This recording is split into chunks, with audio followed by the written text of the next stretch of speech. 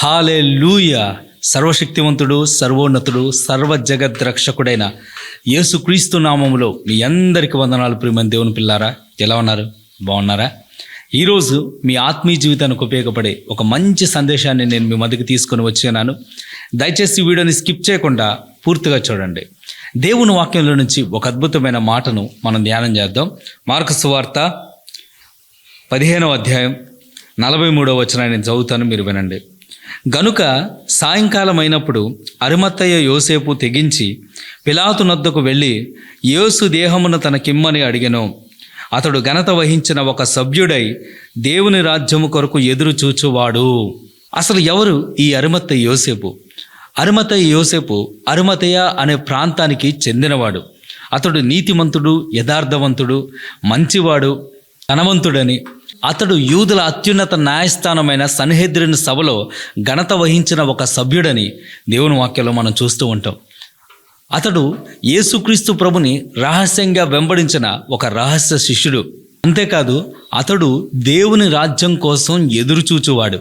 అరిమతయ్య యోసేపు యోధా మత ఆచారాలన్నిటినీ అనుసరించేటటువంటి ఒక మత నాయకుడు అయినప్పటికీ, ధర్మశాస్త్రములో ఉన్న విషయాలన్నీ అతనికి క్షుణ్ణంగా తెలిసినప్పటికీ, మెస్సయ్య రాక కొరకు ఆ వ్యక్తి కనిపెట్టిన వ్యక్తి. అంత మాత్రమే కాదు, యేసే మెస్సయ్య అని గుర్తించిన వ్యక్తి ఈ అరిమతయ్య యోసేపు. యేసు యొక్క బోధలకు ఆకర్షించబడి అందరూ ఆయనను బహిరంగంగా వెంబడిస్తూ ఉంటే, యూదులకు భయపడి ఈ అరిమతయ్య యోసేపు యేసుని రహస్యంగా వెంబడించాడు. ఎందుకు ఇతను రహస్యంగా క్రీస్తును వెంబడించాడంటే, యూదుల హైకోర్టు అయిన సన్హెద్రిన్ సభలో అతను కలిగి ఉన్న ఉన్నతమైన పదవిని పోగొట్టుకుంటాడు. యూదులందరూ కూడా ఇతన్ని చులకనగా చూస్తాడు. ఇతని కుటుంబాన్ని, ఇతను కలిగిన సమస్తాన్ని కూడా వెలివేస్తారు. అతను ఉద్యోగం పోతుంది. ఎన్నో సంవత్సరాలుగా అతను సంపాదించుకున్న హోదా, పేరు, ప్రఖ్యాతలన్నీ ఒక్క రోజులోనే మంటిపాలవుతాయి. యేసును బహిరంగంగా అంగీకరిస్తే, ఆయనను వెంబడిస్తే తన జీవితంలో భయంకరమైన సమస్యలు వెల్లువెత్తుతాయి. అనేక శ్రమల గుండా ఆయన ప్రయాణం చేయవలసిన పరిస్థితులు వస్తాయి. కాబట్టి యూదులకు భయపడి అరిమత్తయ్య యోసేపు యేసుని రహస్యంగా వెంబడించాడు. యూదుల సన్హెద్రిన్ సభే యేసుక్రీస్తు ప్రభు శిలువ మరణాన్ని పొందటానికి ప్రథమ కారణం. యోధా మత నాయకులందరూ కూడా యేసును సిలువ వేయాలి అని చెప్పేసి కేకలు వేసినప్పుడు, యేసుకు వ్యతిరేకంగా ఆయనను సిలువ వేసి చంపాలని కుట్ర చేసినప్పుడు, వారి కుట్రలో పాలిభాగస్తుడు కాకుండా, వారికి సహకరించకుండా ఈ అరిమత్తయ్య యోసేపు వారి కుట్రలో పాలిభాగస్తుడు కాలేదు, వారికి సహకరించలేదు. యేసుక్రీస్తు ప్రభు మరణించేంత వరకు కూడా అతను రహస్య క్రైస్తవుడిగానే ఉన్నాడు. క్రీస్తు మరణం ఆ వ్యక్తిని బహిరంగ క్రైస్తవునిగా మార్చింది. యేసుక్రీస్తు ప్రభు మరణం తర్వాత తెగించి ఆ వ్యక్తి ముందుకొచ్చి తన విశ్వాసాన్ని వెల్లడిపరిచాడు. యేసుక్రీస్తు ప్రభు శిలువ మరణం ద్వారా అరిమత్తయ్య యోసేపు ఎవరూ చేయలేనటువంటి ఒక సాహసోపేతమైన కార్యానికి ఆయన పూనుకున్నాడు. క్రీస్తు కొరకు ఆ వ్యక్తి తెగించి పిలాతు దగ్గరికి వెళ్ళి యేసు దేహాన్ని తనకిమ్మని బ్రతిమాలుకున్నాడు అని దేవుని వాక్యంలో మనం చూస్తూ ఉంటాం. గెస్తమనే తోటలో యేసుక్రీస్తు ప్రభు తన శిష్యులతో అంటాడు, గొర్రెల కాపరిని పట్టుకుంటారు, ఆయనను కొడతారు, గొర్రెలన్నీ కూడా చల్లా చెదిరైపోతే అని చెప్పేసి అంటే యేసుక్రీస్తు ప్రభు శిష్యులు అంటారు. అప్పుడు పేతురు లేచి ప్రభుతో అంటాడు, ప్రభువా, నీ విషయమై వీరందరూ అభ్యంతర పడినా కూడా, వీరందరూ నిన్ను ఎరుగను అని చెప్పినప్పటికీ కూడా, నేను మాత్రం నిన్ను ఎరుగను అని చెప్పను అని అంటే ప్రభు అంటాడు, నీవు నన్ను ఎరగవని కోడుకు యొక్క మునుపు ముమ్మార్లు చెప్తావు అని చెప్పేసి అంటే శిష్యులందరూ అంటారు, అవసరమైతే నీ కోసం మేము చావటానికైనా సిద్ధమే, కానీ నీ కోసం చావలసిన పరిస్థితులు మా జీవితంలో ఎదురైనప్పటికీ కూడా నిన్ను ఎరుగము అని చెప్పేసి మేము చెప్పమని చెప్పేసి శిష్యులందరూ గెస్తమనే తోటలో ప్రగల్భాలు పలుకుతారు. మత్తయి సువార్త 26వ అధ్యాయం 33 నుంచి 35 వచనాల్లో శిష్యులన్న మాటలు మనం స్పష్టంగా చూస్తూ ఉంటాం. ఎప్పుడైతే యేసుక్రీస్తు ప్రభుని బంట్రోతులు వచ్చి పట్టుకుంటారో శిష్యులందరూ కూడా ఆయనను వదిలిపెట్టేసి వెళ్ళిపోతారండి. అంతకు ముందు వరకు నీకోసం మా ప్రాణం ఇస్తాం, అవసరమైతే నీకోసం మేము చనిపోవడానికైనా సిద్ధమే, నీకోసం ఏమైనా చేస్తాం, వీళ్ళందరూ నిన్ను వదిలిపెట్టినా కూడా మేము నిన్ను వదిలిపెట్టమని గొప్ప గొప్ప ప్రగల్భాలు పలికిన వ్యక్తులు యేసయ్యకు కష్టం వచ్చిన వెంటనే, యేసయ్య అత్యంత క్లిష్ట పరిస్థితులను ఎదుర్కోవాల్సి వచ్చిన సమయంలో అందరూ ఆయన వదిలిపెట్టేసి వెళ్ళిపోతారు. నీ విషయమై చావలసి వచ్చినా కూడా చనిపోతాం, కానీ నిన్ను వదిలిపెట్టమన్న వ్యక్తులు కంటికి కూడా కనిపించరండి. ఈరోజు చాలామంది వ్యక్తులు వాళ్ళ ప్రేమను మాటలకే పరిమితం చేస్తూ ఉంటారు. కొంతమంది మాటలు ఎలా ఉంటాయంటే, మాటలు చూస్తే కోటలు దాటుతాయి, చేతల్లో అసలు ఏమీ ఉండదు. నీకెందుకు, నేను చూసుకుంటా కదా, నీకేమైనా కష్టం వస్తే నాకు ఫోన్ చేయి, నేను వస్తా, నీకేమైనా ఆపద వస్తే నాకు చెప్పు, నేనుంటా అని పెద్ద పెద్ద డైలాగులు చెప్పిన వ్యక్తులు సైతం కూడా సహాయం కోసం ఫోన్ చేస్తే ఫోన్ లిఫ్ట్ చేయరు. జీవితంలో నువ్వు ఏది మర్చిపోయినా కూడా నీకు నేనున్నానన్న సంగతిని మర్చిపోవద్దు, నీకు ఈ అన్నున్నాడన్న సంగతిని మర్చిపోవద్దు, నీకు ఈ బాబాయ్, ఈ పిన్ని, నీకు మామయ్య ఉన్నాడన్న సంగతి మర్చిపోవద్దు, నీకు ఈ స్నేహితుడు ఉన్నాడన్న సంగతి మర్చిపోవద్దని పెద్ద పెద్ద డైలాగులు వేసిన వ్యక్తులు సైతం కూడా సహాయం కోసం ఇంటికి వెళ్తే, నా పరిస్థితి బాగాలేదు, ఇంక నీకేం సహాయం చేస్తాను, నేనే భయంకరమైన కష్టాల్లో కూరుకుపోయాను, ఇంక నిన్నెలా ఆదుకుంటానని చెప్పేసి చేతులు ఎత్తేసే వ్యక్తులు ఎంతమంది లేరండి. నీకే కష్టం వచ్చినా నేనుంటా, నీకే ఇబ్బంది వచ్చినా నేనుంటా, నేను నిన్ను విడువను, నేను నిన్ను ఎప్పటికీ వదిలిపెట్టను, నేనున్నానన్న సంగతి నువ్వు మర్చిపోవద్దు అని పెద్ద పెద్ద డైలాగులు చెప్పిన వ్యక్తులు సైతం కూడా కష్టం రాగానే వదిలిపెట్టేసి వెళ్ళిపోతారు. ఒక చిన్న ఆపద మీదొచ్చి పడంగానే తప్పించుకుంటారు. ఎక్కడ సహాయం చేయబడిద్దో, ఎక్కడ సహాయం అడుగుతారో అని ఫోన్లు ఎత్తటం మానేస్తారు, ఇంటికి రావటం మానేస్తారు. ఇంటికి వచ్చితే ఇంట్లో ఉండి కూడా లేడు అని చెప్పమని చెప్తారు. ఒక్క ఫోన్ చేయి, క్షణాల్లో నీ ముందుండిపోతా, క్షణాల్లో నీ ముందు వాలిపోతా అని చెప్పిన వ్యక్తులు సైతం కూడా 100 ఫోన్లు చేసినా ఎత్తారండి. అంతెందుకండి, చర్చిలో లేరా, దైవ సేవకుడు ఈ పని చేయాలి అని చెప్పేసి అంటే ఖచ్చితంగా చేస్తాం పాస్టర్ గారు, ఖచ్చితంగా మేము వస్తామండి అని చెప్పి తీరా ఆ పని చేయవలసిన పరిస్థితి ఎదురైనప్పుడు చేతులెత్తే వ్యక్తులు ఎంతమంది లేరు? సేవకుడు ఎన్ని ఫోన్లు చేసినా తీయని వ్యక్తులు ఎంతమంది లేరు? ఏదైనా నేను చేస్తాను పాస్టర్ గారు, ఏదైనా నేను చూసుకుంటాను అని వాగ్దానం చేసి మాట తప్పే వ్యక్తులు ఎంతమంది లేరండి? ఏమ్మా ఇలా చెప్పావు కదా, ఇలా చేస్తా అన్నావు కదా, వస్తా అన్నావు కదా బ్రదరు అని అంటే, ఎక్కడండి బంధువులు వచ్చారండి ఇంటికి, ఎక్కడండి ప్రాణం బాగాలేదండి, ఆరోగ్యం బాగాలేదండి అని సాకులు చెప్పి తప్పించుకునే వ్యక్తులు ఎంతమంది లేరండి? నిజమైన ప్రేమ మాటల్లో చెప్పేది కాదు, అది చేతల్లో చేసి చూపించేది. నిజమైన ప్రేమ ఎప్పుడు పెదవులపైన ఆగిపోదు, అది క్రియల్లో కనబడుతుంది. ప్రేమ ఎప్పుడు మాటలకై పరిమితం కాదు, అంతకు మించి అడిగేసి అది క్రియల్లో వ్యక్తమవుతుంది. దేవునికి స్తోత్రం కలుగును గాక. హల్లెలూయా. యేసుక్రీస్తు ప్రభు ఎప్పుడు నేను నిన్ను ప్రేమిస్తున్నానని చెప్పుకోలేదు.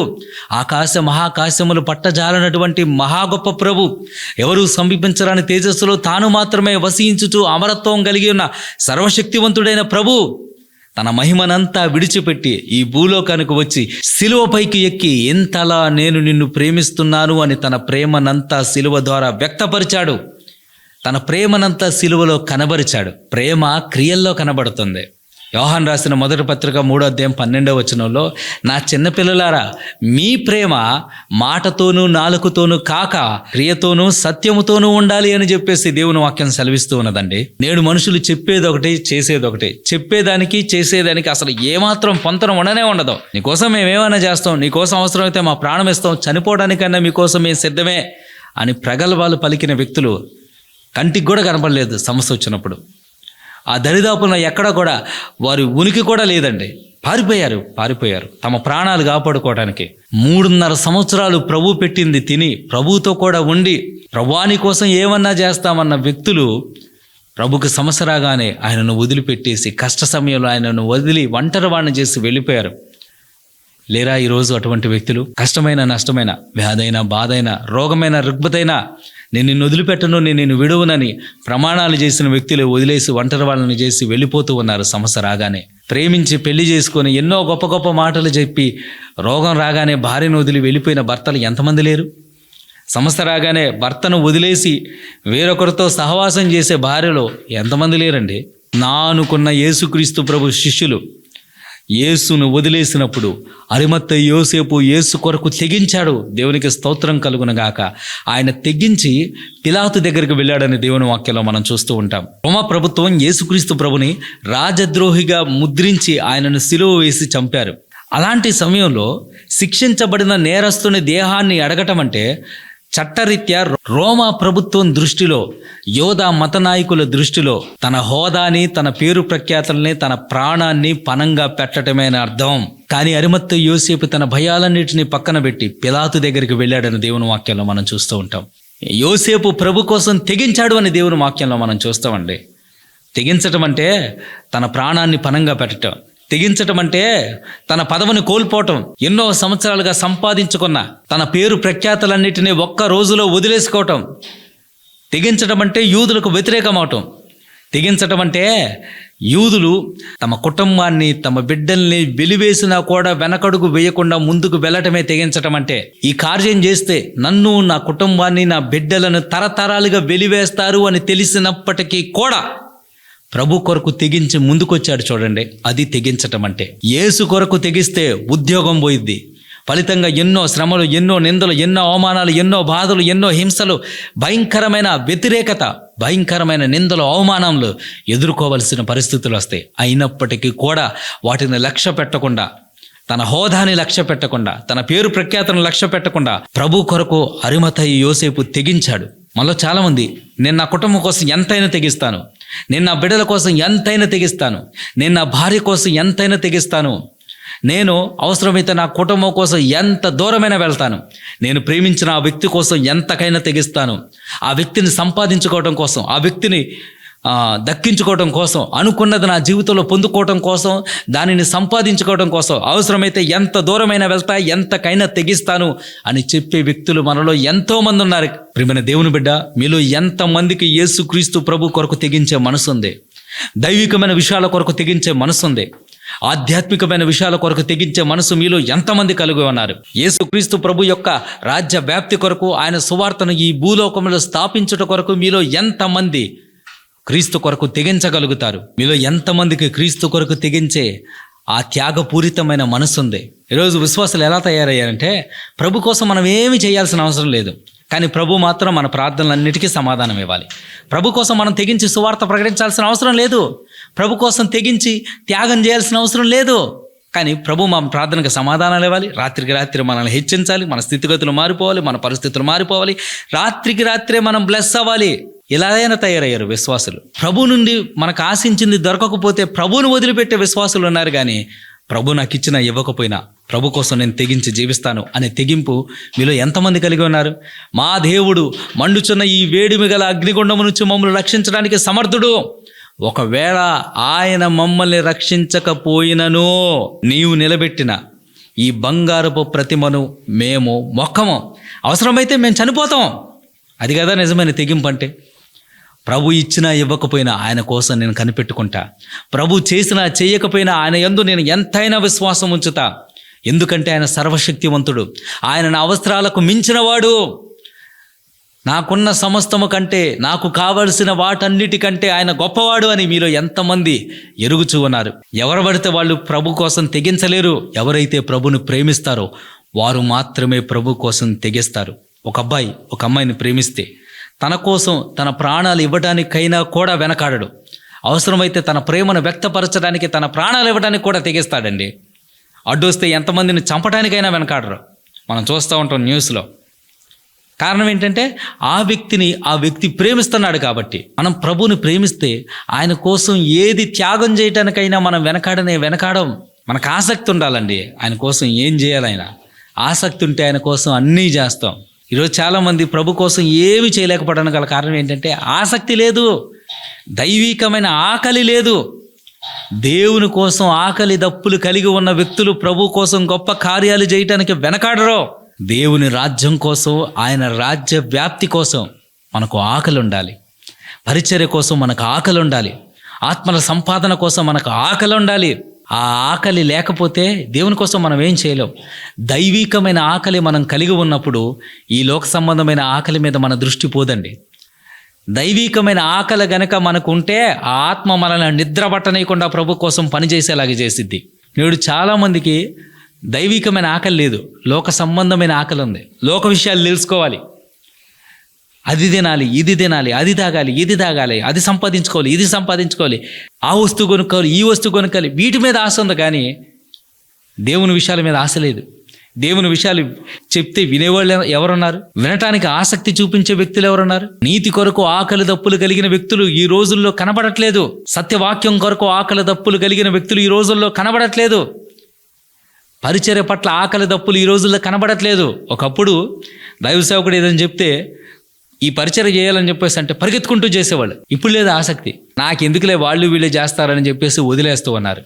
ఆసక్తి ఉంటే అందరికంటే ముందు మనమే ముందుండి చేస్తామండి. మనలో చాలామందికి ఒకప్పుడున్న ఆసక్తి ఇప్పుడు లేదు, ఒకప్పుడున్న ఆకలి ఇప్పుడు లేదు, ప్రభు కొరకు ఒకప్పుడున్న తృష్ణ ఇప్పుడు లేదు. ప్రభు అంటే ప్రాణం పోయేంత వరకు పరితపించే వ్యక్తులు ఇప్పుడు ప్రభుకు దూరంగా బ్రతుకుతూ ఉన్నారు, నామకార్థపు స్థితిలో బ్రతుకుతూ ఉన్నారు.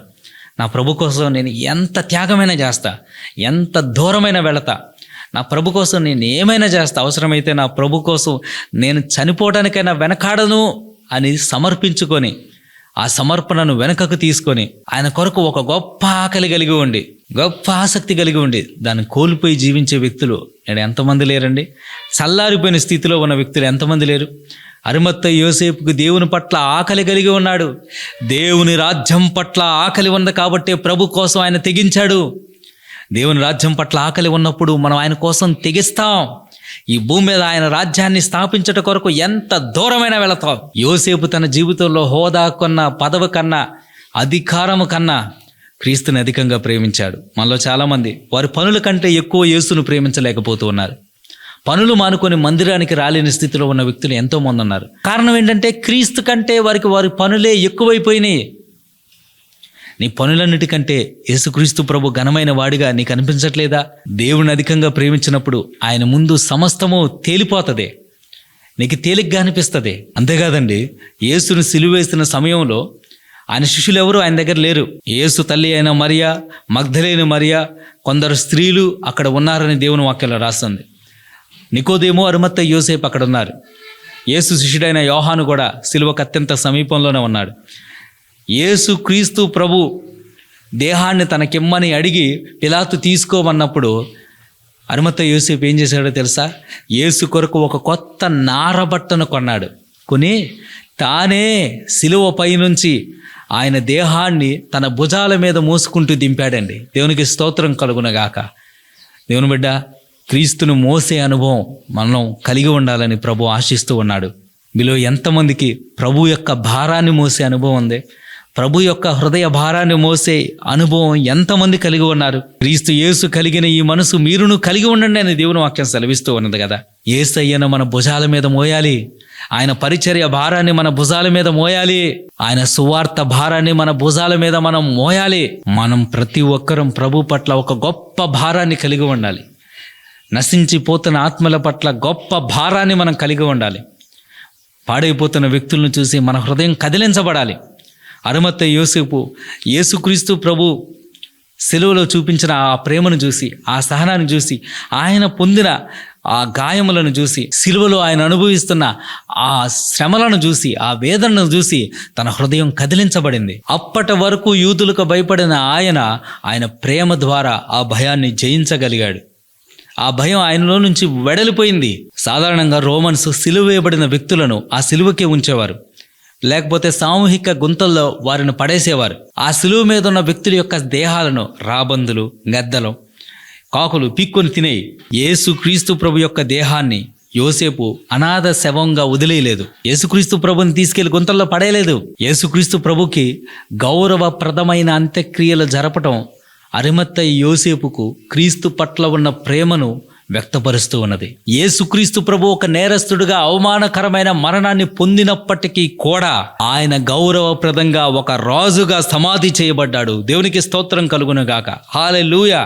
నికోదేము, అరిమత్తయి యోసేపు యేసుక్రీస్తు ప్రభుకి విలువైన సుగంధ ద్రవ్యాలు కొని యూదుల మర్యాద చొప్పున ఆయనను పాతిపెట్టారని దేవుని వాక్యంలో యోహాను సువార్త 19వ అధ్యాయంలో మనం చూస్తూ ఉంటాం. క్రీస్తు కోసం అరిమత్తయి యోసేపు ఎంతైతే చెయ్యాలో అదంతా చేశాడు.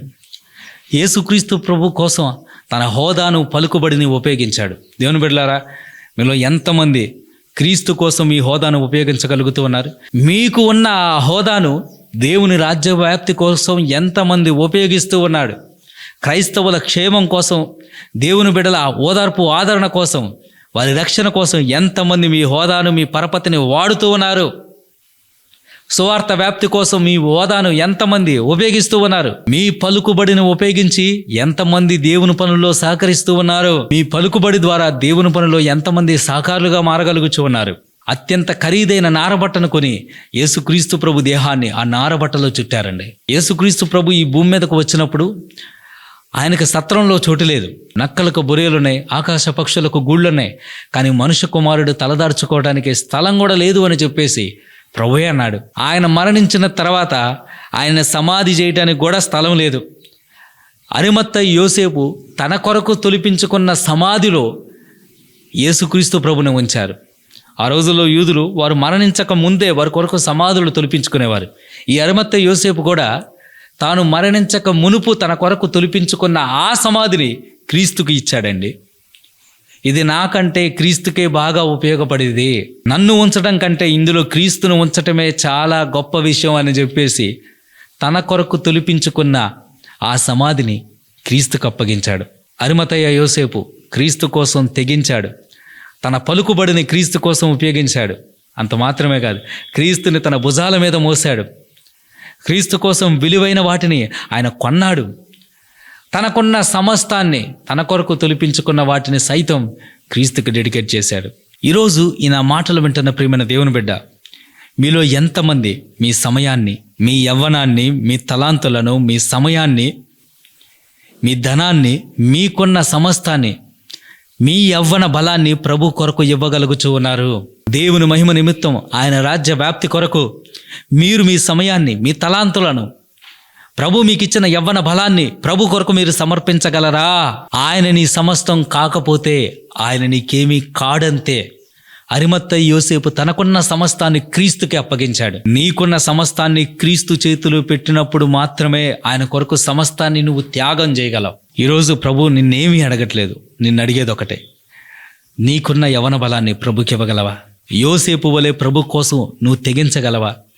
యోసేపు వలె ప్రభుని నీ భుజాల మీద, ఆయన భారాన్ని, ఆయన హృదయ వేదనను నీవు మోయగలవా? యోసేపు వలె నీ జీవితంలో విలువైన వాటిని ప్రభుకి సమర్పించగలవా? వాటిని త్యాగం చేయగలవా? ఒక్కసారి మనల్ని మనం పరిశీలించుకుందాం.